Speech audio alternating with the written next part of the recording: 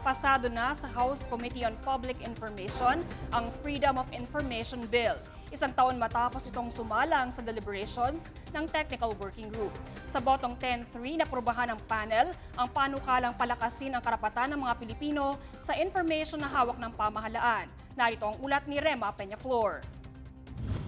Pagkatapos ng ilang taon, naipasa na rin ang Freedom of Information o FOI sa committee level sa mababang kapulungan. 10 ang bumotong pabor dito, habang 3 ang hindi sa naganap na pagpapatibay nito kahapon.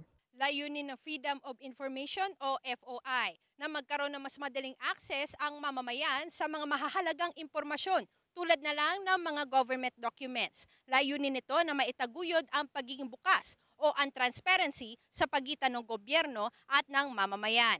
Ngunit hindi lahat ikinatutuwa ang naging bersyon na naipasa kahapon sa committee level. Isa si ACT Teachers Party List Representative Antonio Tino sa bumotong hindi pabor sa naipasang bersyon dahil wala na anyang ngipin ang panukalang batas na naipasa. Kinailangan naming bumoto ng no dahil sa tingin namin maraming mga exceptions sa freedom of information na nakapaloob dito na mawawala na ng pangil yung bill at hindi magiging totoo at ganap yung karapatan sa impormasyon ng mamamayan. Isa rito ay ang paglalagay ng SALN o ang Statement of Assets, Liabilities and Net Worth sa website. Bagamat minandato nito ang mga pampublikong opisyal na ilagay ito sa government websites, may mga kwalifikasyon pa rin na kailangan daanin ang dokumento bago ito ipasa publiko. Dahil dito, maaaring hindi basta-basta pumayag ang mga pampublikong opisyal na ilabas ang kanilang SALN dahil sa mga limitasyon na ito. May mga limitasyon din umano ang pagpapalabas ng mga aktibidad ng kapulisan sa publiko. Ngunit tutol ang mga mambabatas na bumoto pabor sa FOI na tawaging walang ngipin ang naturang batas.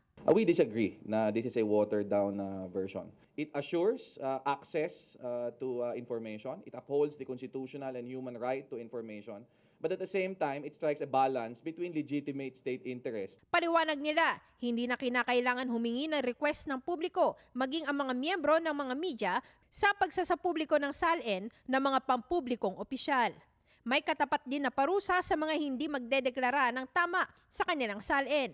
Minamandato na rin ang mga miyembro ng hudikatura na ilabas ang kanilang SALN sa kanilang pampublikong website.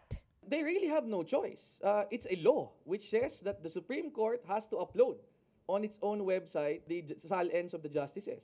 So if they willfully refuse to implement that, they will be violating the law. Inaasahan sa Disyembre, sisimulang talakayin sa plenaryo ang naturang panukalang batas at kukumbinsihin ng mga kontra dito ang iba na bumoto laban sa kasalukuyang bersyon ng FOI. Ang gusto natin mangyari ay makumbinsi ang sapat na bilang ng mga colleagues natin sa House para maamyendahan pa yung bill na ito.